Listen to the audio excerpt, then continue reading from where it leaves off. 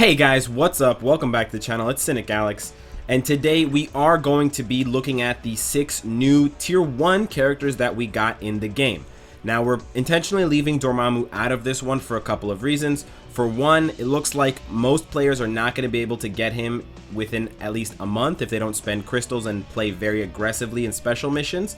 And for 2, he's a native tier 2 character. He requires a totally different way of ranking up with Black Antimatter, Chaos Nordstones, and Sacrificial Hulkling Bios. So it just doesn't make sense to put him in the same grouping as these 6 characters. Of the 6 characters that we got brand new, Crystal, Maximus, Gorgon, Inferno, Moon Girl, and Carnac, they're all tier 1. They're all available from special missions in one way or another. They're all available from bio selectors or rank up tickets or bio subs, so they are much more readily available. So let's check out exactly what makes them special, and then I will give you guys my opinion on which one I think is the best. But before we jump into it, guys, I want to say something that makes this new character look unique from all of the other ones that I've done in past updates.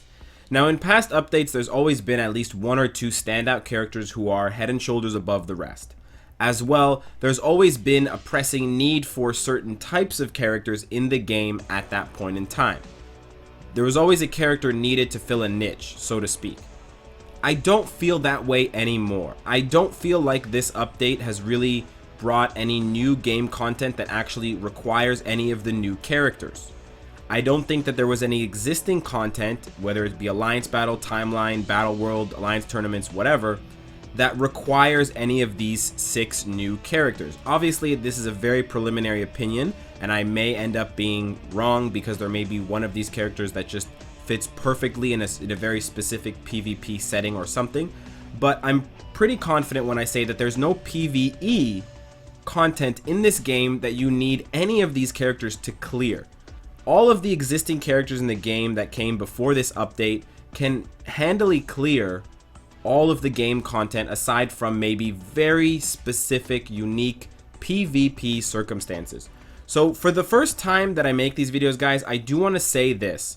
Get the character that you like the most. Get the character that you think is the sexiest. Get the character that you're going to play with the most. You know, if you really want a necromancer, if you really want to just spam the screen with tons of summons, then you should get Maximus. If you want to do something else with your gameplay, go get a character that's going to fulfill that need or scratch that itch. There isn't any character right now, maybe Dormammu, we'll find out soon, but other than him, there isn't any new tier 1 base character that is required. So hold your horses, cool your jets, wallet warriors beware. This is going to be a bit more of a fun take on things.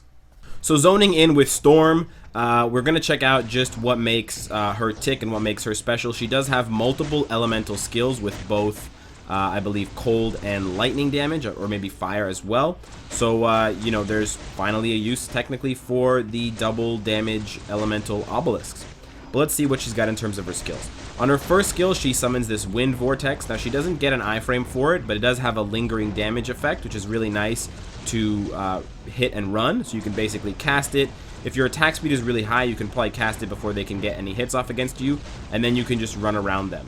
However, keep in mind that everything I say nicely about Crystal still, you know, does not deny the fact that she's in the Blast class, and that's the heaviest class right now, besides Universals, in terms of damage dealing and high priority characters like Doctor Strange and Enchantress. So take what I'm saying with a small grain of salt, maybe sea salt if you want. Her second skill is just a straight laser. It's kind of like Thanos' beam. It's got fire damage, it's got a lingering dot effect. Looks to be pretty good to me. It's got a long range, lots of hits. Just a DPS skill when you have a chance to use it, or when you have a guard or immunity or invincibility obelisk proc, but nothing too special. Her third skill, she leaves some water and some ice there on the ground, and then you get this giant hurricane, and then you have I believe that's a movement speed debuff for 5 or 6 seconds. That's a great debuff, although it's not going to apply to world bosses, sadly. And it also has an iframe. As you can see here, I will not get hit until the skill has finished animating. So this is a good skill for when you're in trouble, even if you interrupt it midway through, although I don't know why you would, because you can safely run away after it starts hitting the enemy. Her fourth skill has a long windup, which is kind of lame. It's not an iframe, and it doesn't seem like it does a whole heck of a lot. It does have multiple debuffs, but other than that, this just looks like some water bending avatar shit. I'm not a huge fan of this skill. I'm not a huge fan of skills in general that root, but it does seem to have penetration, so it hits the enemies in the back there, which is nice. It's got a little bit of an AoE. And then her 5th skill is the one that I was guessing would have potential effects on world bosses. I'm pretty sure it's been confirmed that it does not affect world bosses, which makes me sad face. But nevertheless, it's got a very cool animation. She basically, you know, rock entombs these guys from the Pokemon standpoint of view, and they're basically immobile for 4 seconds. So this is, or 5 seconds actually. Well, it says 5 there, but I'm pretty sure it's 4 from the skill text. This is great for Shadowland. This will just let you crap all over enemies. And if you combine that with her 3rd skill or another skill, you can probably chain stun lock them, so that's fantastic. Overall, I love the way that her skills look.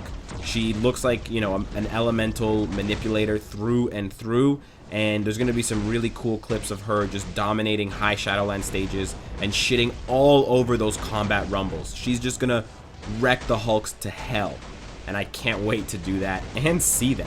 Sticking with the elementals, we have Inferno next. We don't have Johnny Storm from the Fantastic Four, but this is going to have to do for the time being, guys. His first skill is pretty lackluster, but it appears to have an iframe on it, or at least part of an iframe. Maybe at the end there, it seems like the gunmen do give some pause to their attacks. But otherwise, this is a pretty disappointing skill from the animation because it takes a long time, and it only has 3 hits with a nominal AoE to it. So nothing too great out of the gate. His 2nd skill is a little bit better. It's got a long hit on the initial, and then it spins and does a little bit more damage. With high attack speed, you can use this almost evasively, so that's a pretty good skill. It reminds me of some of Moon Knight's animations as well, which is nice. His 3rd skill is where we start to get a little bit better here. This is a very large AoE spin, kind of whirlwind, barbarian, firestorm thing. Very cool looking. Also not an iframe, but you can probably chain his moves very well with high attack speed from what I'm seeing. And they would probably, you know, very fluidly run from one end to the other with a lot of movement and therefore a lot of avoidance of attacks and, you know, directional abilities. His 4th skill is where we start to get a little bit nicer here. He's got an iframe at the end of the skill, as we can see here, so he does get hit at the beginning, but then he serves up a volleyball, which does appear to also pull enemies in. You got to watch for it there, but there's a slight pull, which is nice. We don't see the end animation for some reason, but I'm sure it'll animate better in-game. And then his 5th skill is the Gravy. We have attack boost. We have, as you can see here, he boosts his attack with Volcanic Burst. He's got an iframe, he's got immunity, and then he's got a shitload of giant flaming meteors or volcanic bursts that come out of his body. Looks amazing. Okay, this looks like a really cool skill. Hits a lot of enemies, lots of AoE, immunity, damage boost. You definitely want to open with this skill to get the party started. You're going to get it cooking with this one, and it looks so nice. They really did the animation well for this character.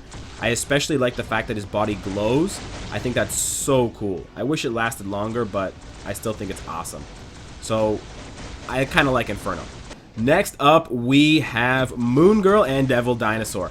Now, it's a little bit difficult to skill preview the iframes on her skills because of Devil Dinosaur and the fact that he does hit the enemies. As you can see, he doesn't necessarily or doesn't really take any aggro away from Moon Girl, which is kind of bad, but she does have quite an interesting movement speed bonus, I guess. She does zip around pretty fast, and in some instances he does take away attention from you. As you can see here, most of them are distracted, so there are certain situations where you can get away with you know, easy DPS. So let's check out her skills here once I can get their attention and they can start attacking me again. Her first skill appears to have an iframe, and it's her silence skill. This is probably one of her best skills for PvP because it's on a short cooldown, and silence is not something you can really defend well against, so this is a premium skill, and the fact that it does have an iframe, or at least appears to, is fantastic. Her second skill has some movement on it and some dot damage. As you can see here, she throws some lightning and then she does a little punch move there, or a kick rather. Pretty good skill. Not, you know, nothing much to say, but pretty cool. Like the dot damage. Her third skill is Soda Bomb. We get a bit of Dazzler. We get a bit of Jubilee here. She throws out an attack and it kind of just spirals into space, dealing damage and debuffing. Really cool. Love the animation on this skill. Just a very fun, colorful, vibrant character to play as. Then on Moon Girl's fourth skill, just a long beam. Just staying in one place, shooting a long beam. I'm not a fan of these skills, but it has blind as well, so that's pretty good for Shadowlands and stuff like that. It won't necessarily be good for World Boss, but that's okay. I do really like her auto attack as well. The punching is very entertaining. And then her fifth skill, I love the animation on this one. Look at this. Get in my bubble. You are my bubble boy. I really like this. This is also an iframe if you can't tell. She jumps up in the air. She comes back down. Very cute stuff. Double debuff it appears to have, and just really cool. Lots of AoE. This will definitely make her a very strong Shadowland character, so if you want to just face roll Shadowland, she's going to be one of the characters to do so, if not all of the characters from this update, it appears. I'm not sure how much damage she'll be able to do against world bosses, given her skill numbers, but we'll have to wait and see how that plays out from the community. Next up, we have Carnac, and I'm a little bit disappointed at the onset out of Carnac. I may be wrong, and I actually hope that I'm wrong, because I know there are a lot of big Carnac fans out there, but to me, Carnac feels like the Wong of the Doctor Strange update. His skills have very few iframes, his skills have very few abilities or like stuns. You can see there he does have a stun on his second skill. He has a bit of a self buff on his third skill there. But other than that, there just doesn't seem to be a lot from his skills. I mean, they look kind of flashy. There's movement and there's karate, but that's about it. He does have an iframe there, or at least a partial iframe, and it looks cool and it bunches up the enemies and it does good damage and it has a snare, but yeah, I mean, he doesn't have a lot of survivability. He doesn't have immunity. He doesn't have iframes. He doesn't have a guard hit. And I'm not saying you need those things to be a good character. I'm just saying that it may be frustrating for people who expect Carnac's power level to be higher when in reality it's not, because given the game's mechanics, he just can't compete at a high level with other similarly geared or similarly positioned characters. Even within the speed class, I don't think he's going to crack the top 5 with this kit. I do have a suspicion that he may come out with a uniform, because I have seen some of his more recent comics, and he does have his own run where he does have a very cool looking redesign, and much better than this like big head thing that he's got going on right now, this cone head business. So I'm kind of holding out for that uniform to kind of change his skills around and make him a bit more well suited to dominating gameplay in this game. But he's not so bad. He does have, you know, high damage ceilings with, thank you for the Dimension Rift, Mark. He does have high damage ceilings with all the crit rate and crit damage that he buffs himself with, and he does have 2 CC effects, so he'll be good for Shadowlands at the very least. Next up, we have Gorgon, the first one to breach that 30% physical attack leadership. Let's check out what the big man is rocking with. The first skill, very basic, a kick, and then a slam with the mace. Looks cool, but no iframe. The little energy pulse at the end on the ground is very cool. I like that kind of aquamarine color, but you know, just an average skill, just your average first attack. His second attack is a little bit cooler. He does have an iframe there, as you can see when he jumps back. Initially, when he's going in for the lunge, he does not, but then it does engage a full iframe on the second, I would say the second 2/3 of the skill's animation. So about 66% of this skill's animation is an iframe, which is good. With high attack speed, this is basically an on-demand iframe, and it's got a nice stun for Shadowlands for 3 seconds, which is excellent. His third skill is the one you're going to have to play right after the second skill if you did stun them, because it's not a skill at all. It's just a buff. And if you're going to get hit by a skill when you cast this, you're basically just a sitting duck. So you do have to manage your enemy and manage their attack patterns so that you don't do this at the wrong time and get yourself killed. But it is a very strong self buff, so you do need to cast this, you know, as often as you can. If you can't open the fight with it, try to get it off, you know, pretty soon. His fourth skill gets a little bit better. It reminds me a little bit of Ulick there, where he stomps the ground and stuns everybody and basically interrupts them. It's not an iframe, but he interrupts them to the point where they can't attack, and he does apply an all-speed debuff, which is nice. This will be great for Shadowlands, great for Villain Siege, stuff like that. This might even be good in Timeline Battle, who knows. And then his fifth skill is very cool. It's kind of Hulkian of him. He jumps way up, and he feels blessed because he does what appears to be a lot of damage, huge stun, and that's a snare as well. So that's a great skill for PvE content.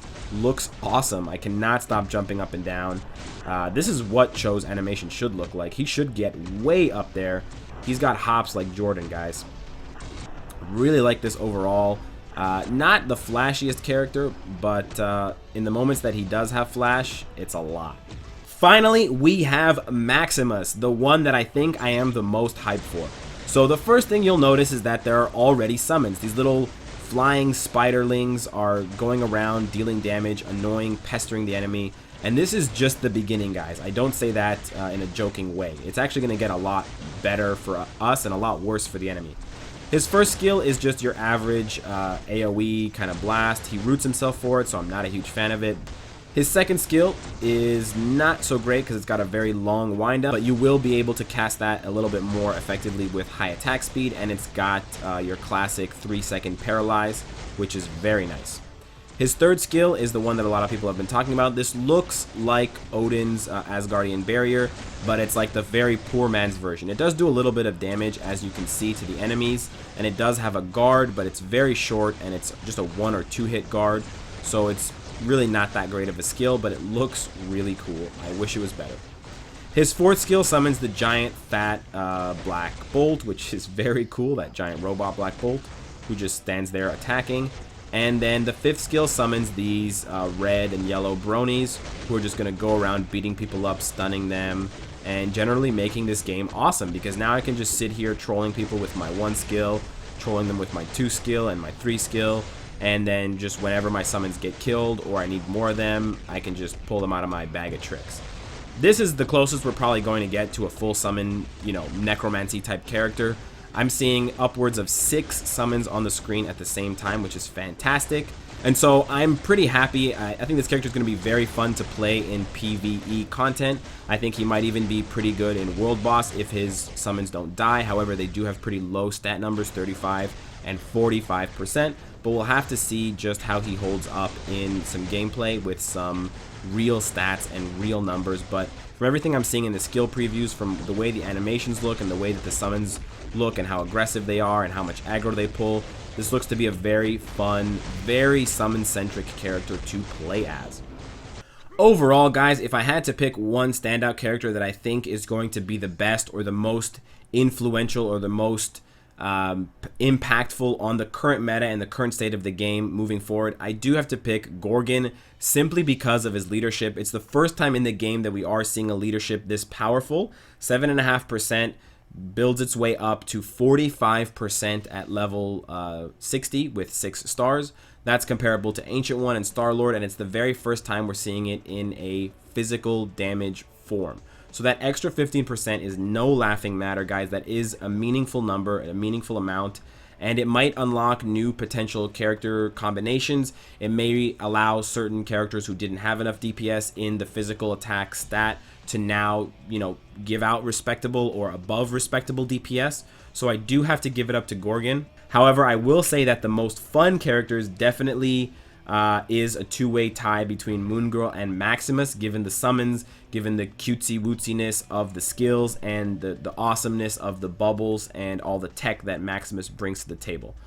More than that, though, guys, I am very curious what you guys, thank you for the Dimension Rift, but don't interrupt my outro.